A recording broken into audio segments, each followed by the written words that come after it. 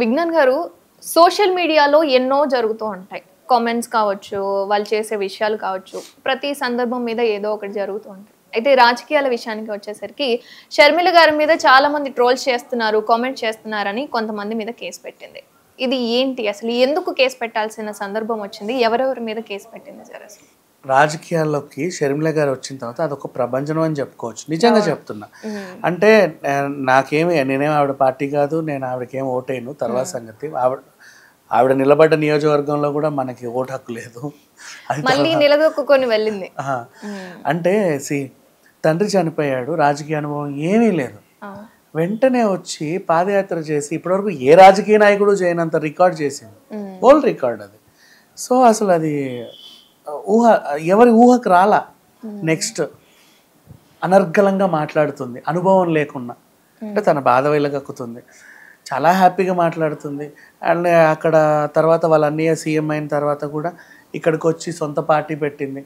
Party పెట్టిన అతి తక్కువ టైంలో రోజు ఎక్కడో చోట నిరాహార దీక్ష, ధర్నా, ఇంకేదో చేస్తూ ప్రతిరోజు వార్తల్లో ఉంటుంది.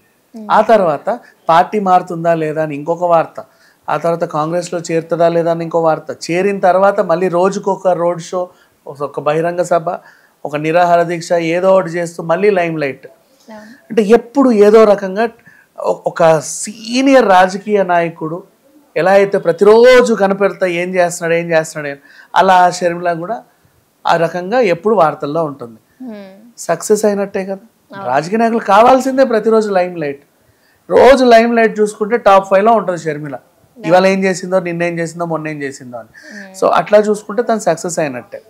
ఇప్పుడు now coming back to the trolls చేసే వాళ్ళు ఎలా చేస్తున్నారంటే, ఇప్పుడు ఏఐ టెక్నాలజీని ఉపయోగించుకొని ఆ మధ్య కేసీఆర్ గారిని, తర్వాత జగన్ గారిని, ఈవెన్ షర్మిల గారిని పిచ్చి బట్టలేసి డ్యాన్సులు చేసినట్టు, సాంగ్లకు ఏవో చేసినట్టు, వాళ్ళతో వీళ్ళతో కులికినట్టు ఏవో పిచ్చిగా చేస్తున్నారు. భరించింది, ఏమనలా. ఆ తర్వాత సినిమా హీరోతో ఆవిడకి లింకులు పెట్టారు. చాలామంది ఆ వార్తలు రాస్తే అప్పుడు పోలీస్ స్టేషన్కి వెళ్ళి కంప్లైంట్ ఇచ్చింది, అయినా భరించింది. నెక్స్ట్ రోడ్లో మాట్లాడితే షికండి అన్నారు, కొజ్జా అన్నారు, రకరకాలుగా మాట్లాడారు. ఆమె ఆన్సర్ ఇచ్చుకుంటూ నన్ను ఇలా అన్నారు, అయినా సరే నేను ధైర్యంగా ముందుకు వెళ్తున్నాను, నేను పోరాడుతున్నాను చెప్పింది, భరించింది. చూస్తూ ఉంది ట్రోల్స్. సర్లే, అందరూ ఇలాగే ఉంటారు. నేను పబ్లిక్లోకి వచ్చా, పబ్లిక్ నా ఇంట్లోకి రాలేదు కదా. సో నేను పబ్లిక్లోకి వచ్చానని చెప్పి అడ్జస్ట్ అయింది. అంత మంచి మనసున్న అమ్మాయి. అట్లాంటి ఆమెని ఇంకా నువ్వు డైరెక్ట్ అటాక్, ఇంకా మైకులు పట్టుకొని, ఏ షర్మిల నువ్వేంటో తెలియదా, నీ బతికేంటో తెలీదా, నువ్వు ఇది అని చెప్పి ఎవడు పడితే వాడు, ఎవతి పడితే అది, ఎలా పడితే అలా మాట్లాడితే ఎందుకు ఊరుకుంటుంది? చూసింది ఎవరికైనా సహనం ఒకనాను ఎన్నాళ్ళు ఉంటుంది చెప్పు. నువ్వు ఇంకా పుష్ చేస్తా, పోక్ చేస్తూ ఉంటే ఎప్పటివరకు అని ఉంటుంది. సో బస్ట్ అయింది, వెళ్ళి సైబర్ క్రైమ్లో వాళ్ళందరి మీద పెట్టింది. నా అన్నకు లేని బాధ, మా అమ్మకు లేని బాధ, నాకు లేని బాధ, మా ఆయనకు లేని బాధ, మా నియోజకవర్గ ప్రజలకు లేని బాధ, అపోజిషన్ లీడర్లకు కూడా లేని బాధ. వీళ్ళెవరు మాట్లాడడానికి? పోనీ వీళ్ళు ఏమన్నా రాజకీయాల్లో ఉన్నారా? పోనీ నేను ఏదన్నా ఆ ప్రాజెక్ట్ సగంలో ఆపేస్తే వచ్చి నన్ను తిట్టు, లేదు నేను ఇచ్చిన హామీ నెరవేర్చలేదు, చెప్పుతో కొట్టు, నష్టం లేదు, భరిస్తా.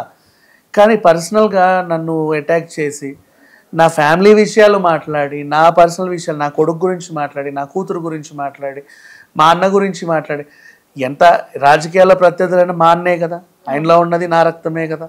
నేను మా అన్నకు వ్యతిరేకం కాదు, ఆయనలో ఉన్నది నా రక్తమే, ఆయన సిద్ధాంతాలను నేను వ్యతిరేకిస్తున్నాను, తప్పు చేస్తున్నాడు అని చెప్తున్నాను అంతే. అది వీళ్ళు చూసుకుంటారు. వీళ్ళంతా ఎవరు మధ్యలో? షర్మిల అసలు నువ్వు వైఎస్ఆర్ కూతురువే కాదు,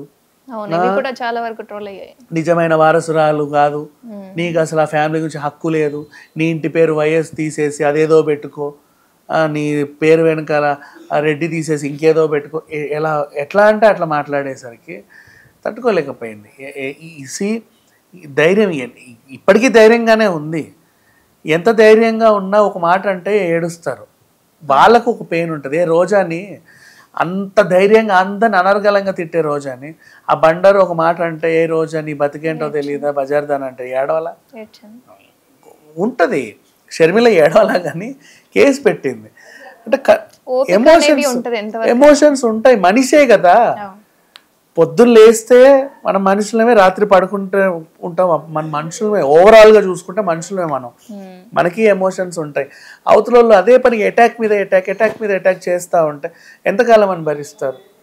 అందుకని చెప్పేసి షర్మిల సైబర్ క్రైమ్లో వీళ్ళందరి మీద కేసు పెట్టింది. ఇకపోతే శ్రీరెడ్డి గురించి ప్రత్యేకంగా చెప్పాల్సిన అవసరం లేదు. ఆ పిల్లని స్టార్టింగ్లో first of all casting couch విషయంలో బయటకు వచ్చినప్పుడు ధైర్యంగా వచ్చింది, అయ్యో పాపమనే అన్నాం. ఎందుకంటే ఆమె పడ్డ బాధ ఆమెకే తెలుసు కదా. అవకాశాలు ఇస్తా అంటే వెళ్ళింది, నీకు అవకాశాలు అంటే పోవే డాష్ అని ఏదో అనేసరికి ఆమెకు మండింది. ఉండరా నీ మీ అందరి సంగతులు చెప్తా అని చెప్పి రోడ్డుకెక్కి బయటకు వచ్చి అంత రచ్చ చేసింది. అప్పుడు గౌరవించాం. తర్వాత రాష్ట్రం వదిలేసి చెన్నై వెళ్ళిపోయింది, అక్కడ ఇల్లు తీసుకుంది, ఏవో కుకింగ్ వీడియోలు అన్నీ చేస్తుంది, బాగానే ఉంది. మళ్ళీ రాజకీయం గురించి మాట్లాడుతుంది. ఓకే, బూతులే నోరు తెరిస్తే. అబ్బాయిల్ని అలాగే మాట్లాడుతుంది, అమ్మాయిల్ని అలాగే మాట్లాడుతుంది. అంటే తను కూడా ఒక మనిషి అన్న విషయం మర్చిపోతుంది. ఆడదా మగదా తర్వాత సంగతి, ఎంతగానో నేను కూడా ఒక మనిషినే కదా అనే విషయం మర్చిపోయి మాట్లాడుతుంది. సో ఆ మీద కేసు పెట్టడంలో తప్పు లేదు. ఇంకా మిగతా వాళ్ళు కూడా ఎవరైతే ఉన్నారో, వాడెవడో యూఎస్లో ఉంటాడు, వాడు ఇంకా కులాల గురించి మతాల గురించి కూడా పిచ్చిగా వాగుతూ ఉంటాడు. ఇట్లాంటి వాళ్ళందరూ ఉన్నారు. సో ఒక్కసారి సైబర్ క్రైమ్లో వీళ్ళపైన కేసులు పెడితే నెక్స్ట్ టైం ఎవరైనా నోరు పిచ్చిగా వాగాలి అనుకునే వాళ్ళకి కొంచెం కంట్రోల్ అవుతారు. చురుకంటించినట్టుగా అంతే.